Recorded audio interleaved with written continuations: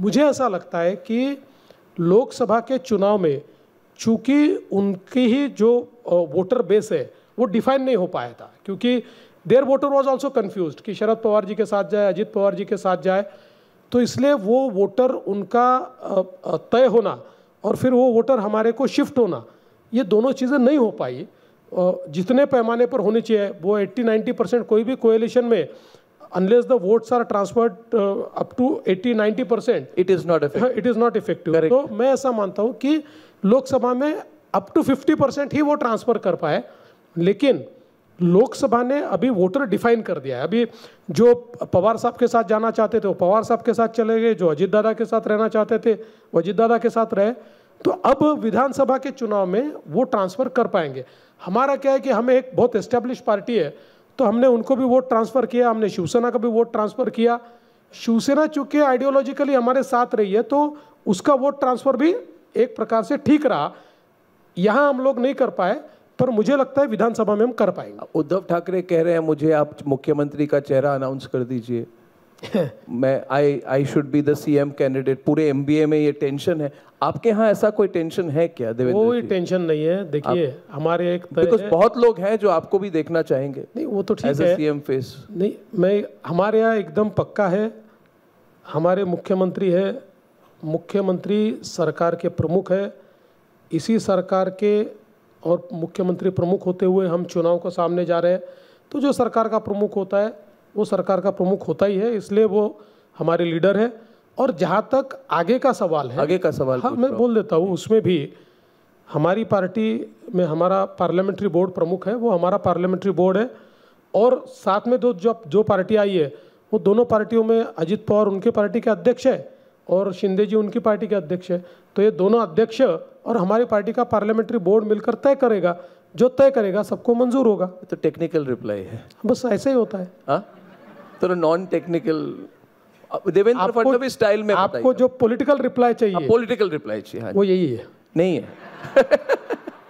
देखिए देवेंद्र जी का ऐसा है, जब इन मूड में होते हैं सब बोलते हैं। अब ये बता दूं कि 2 दिन पहले एनसीपी के टूटने के 2 दिन पहले आए और बड़े ही मुस्कुराते हुए आए, ये वो पता ही नहीं चला क्या है। He was in a very good mood और ऑलमोस्ट सब कुछ बोल दिया बट पूरा नहीं कहा।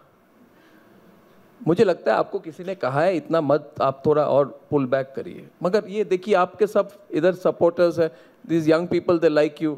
नॉन टेक्निकल रिप्लाई, एक नॉन टेक्निकल रिप्लाई हो जाए देवेंद्र फडणवीस जी से। Devendra Fadnavis, you are a young leader, you are even younger than Rahul Gandhi.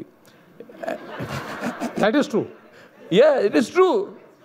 If Rahul Gandhi is a youth leader, then he should be the head of the youth wing of the Maharashtra BJP.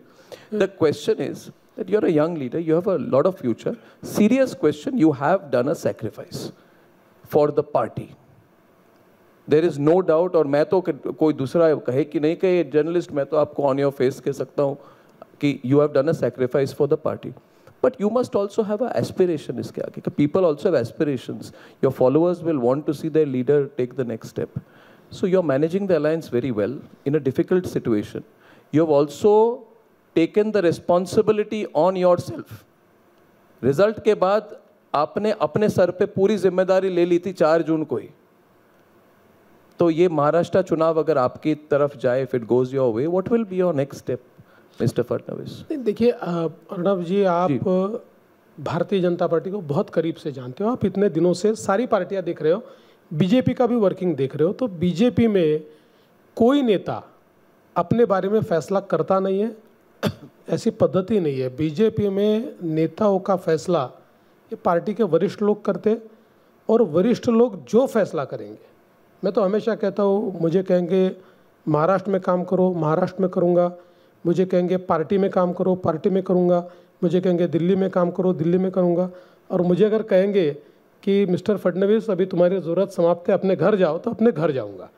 क्योंकि मेरी party ने मुझे बहुत दिया है, जो जिम्मेदारी दी उसको अच्छे से निभाने का प्रयास किया है, मैं बहुत सेटिस्फाइड हूँ।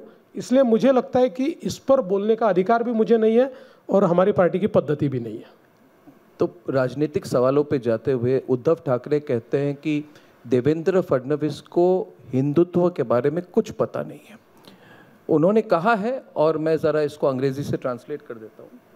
ही सेज अभी मुस्लिम ब्रदर्स, जो हमारे मुस्लिम भाई हैं, सब मेरे पास आते हैं. All Muslim brothers, Uddhav Thackeray is saying, they are coming to me saying कि I am their last hope. अभी इसको हिंदी में कैसे ट्रांसलेट करें कि मैं ही आखिरी विकल्प हूं. मुस्लिम भाइयों, आखिरी उम्मीद, आखिरी विकल्प हमारे मुस्लिम भाइयों के लिए उद्धव ठाकरे कह रहे मैं ही हूं. और वो कह रहे हैं ये नया हिंदुत्व है. और उन्होंने कहा कि ये मेरा जो वर्जन है हिंदुत्व का, वो उनके लिए एक्सेप्टेबल है. और देवेंद्र फडणवीस का जो हिंदुत्व है, नरेंद्र मोदी का जो हिंदुत्व है, वो मुस्लिम भाइयों को एक्सेप्टेबल नहीं है. इसके जवाब में आप क्या कहना चाहेंगे?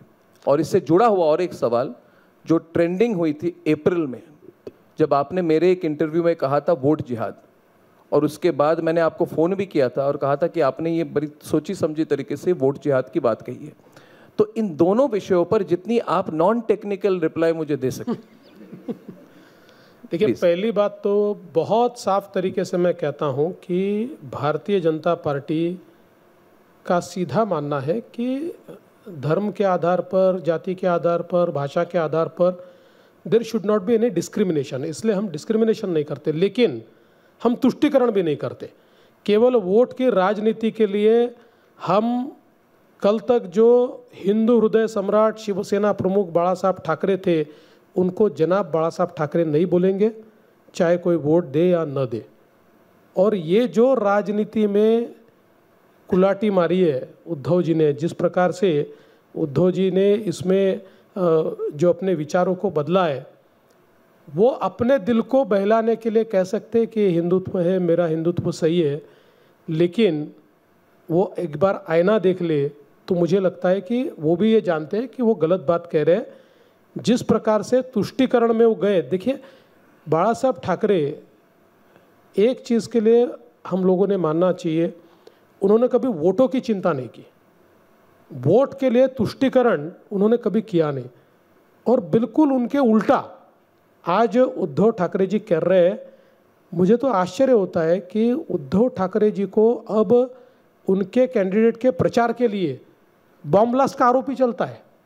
उद्धव ठाकरे जी के किसकी उनका जो कैंडिडेट मुंबई में एक कैंडिडेट था, उसके प्रचार में बॉम्ब ब्लास्ट का आरोपी था. बाद में फिर उन्होंने पल्ला झाड़ लिया.